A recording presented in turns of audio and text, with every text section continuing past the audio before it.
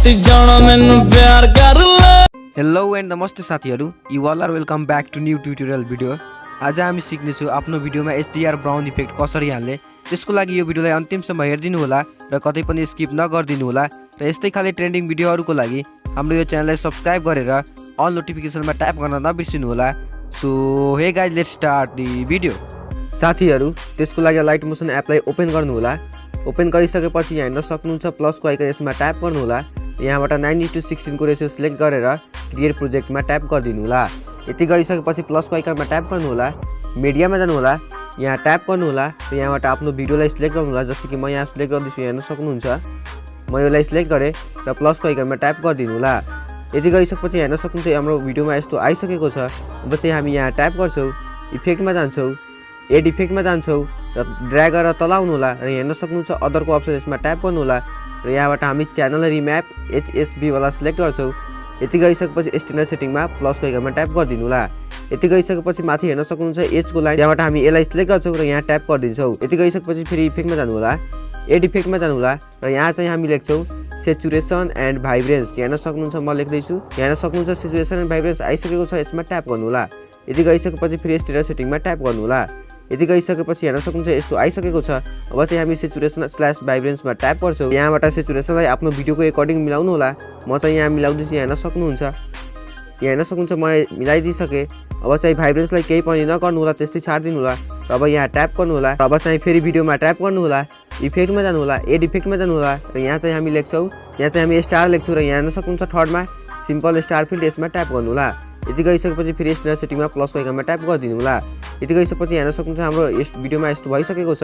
अब चाहिँ प्लसको आइकनमा ट्याप गर्नु होला, रेक्टेङ्गल सेपलाई सिलेक्ट गर्नु होला र यसलाई गर्नु होला स्क्रिनभरि जुम, जस्तो कि म यहाँ गर्दैछु, हेर्न सक्नुहुन्छ। अब चाहिँ कलर एन्ड फिलमा जानु होला र यहाँबाट हामी ग्रिन ब्याकग्राउन्डले सिलेक्ट गर्छौँ। यति गरिसकेपछि फेरि यहाँ ट्याप गर्नु होला, ब्लेन्डिङ एन्ड ओपासिटीमा जानु होला र ड्र्याग गरेर तलाउनु होला। यहाँ हेर्न सक्नुहुन्छ डिफरेन्सको अप्सन, यसमा ट्याप गर्नु होला र यहाँबाट हामी सबट्र्याक्ट गरिदिन्छौँ। यति गरिसकेपछि हेर्न सक्नुहुन्छ यस्तो कलर आइसकेको छ। अब चाहिँ हामी यहाँ ट्याप गर्छौँ। यति गरिसकेपछि फेरि हामी जान्छौँ इफेक्टमा र एड इफेक्टमा ट्याप गर्छौँ। यहाँ हामी लेख्छौँ कपी ब्याकग्राउन्ड, हेर्न सक्नुहुन्छ म लेख्दैछु, यहाँ हामी कपी ब्याकग्राउन्ड लेख्छौँ। यहाँ आइसकेको छ, प्लसको आइकनमा ट्याप गरिदिनु होला। सेम तरिकाले यहाँ ट्याप गर्नु होला, इफेक्टमा जानु होला, एड इफेक्टमा जानु होला र यहाँ चाहिँ हामी लेख्छौँ गसियन ब्लड, हेर्न सक्नुहुन्छ। आइसकेको छ, यसमा ट्याप गर्नु होला, प्लसको आइकनमा ट्याप गरिदिनु होला। फेरि एड इफेक्टमा ट्याप गर्नु होला र यहाँ हामी लेख्छौँ चाहिँ एक्सपोजर गामा, हेर्न सक्नुहुन्छ म EX लेखेँ भने यहाँ आइसकेको छ एक्सपोजर गामा, यसमा ट्याप गर्नु होला र स्ट्यान्डर्ड सेटिङमा ट्याप गरिदिनु होला। यति गरिसकेपछि फेरि गसियन ब्लडमा ट्याप गर्नु होला र यसको स्ट्रेन्थलाई चाहिँ आफ्नो भिडियोको एकर्डिङ गर्नु होला। म चाहिँ आफ्नो भिडियोको एकर्डिङ गर्दैछु, हेर्न सक्नुहुन्छ। म आफ्नो भिडियोको एकर्डिङ गर्दैछु, तपाईँ पनि आफ्नो भिडियोको एकर्डिङ गर्नु होला। म यति गरिदिइसकेँ। अब चाहिँ यहाँ ट्याप गर्नु होला, फेरि इफेक्टमा जानु होला र यहाँबाट एक्सपोजर / गामामा जानु होला र एक्सपोजरलाई पनि आफ्नो भिडियोको एकर्डिङ गर्नु होला। जस्तै म यसलाई गर्दैछु, हेर्न सक्नुहुन्छ। यहाँ हेर्न सक्नुहुन्छ म यति गरिसकेँ। फेरि गामामा जानु होला र गामालाई पनि आफ्नो भिडियोको एकर्डिङ गर्नु होला। म चाहिँ यसलाई पनि आफ्नो भिडियोको एकर्डिङ गर्दैछु, हेर्न सक्नुहुन्छ। अफसेटलाई पनि आफ्नो भिडियोको एकर्डिङ गर्नु होला, जस्तै म यहाँ गर्दैछु, हेर्न सक्नुहुन्छ। म यति गरिसकेँ, तपाईँ पनि आफ्नो भिडियोको एकर्डिङ गर्नु होला। अब चाहिँ यहाँ हामी ट्याप गर्छौँ र यहाँ ट्याप गर्छौँ, हेर्न सक्नुहुन्छ हाम्रो भिडियोमा ब्ल्याक HD ब्राउन इफेक्ट आइसकेको छ।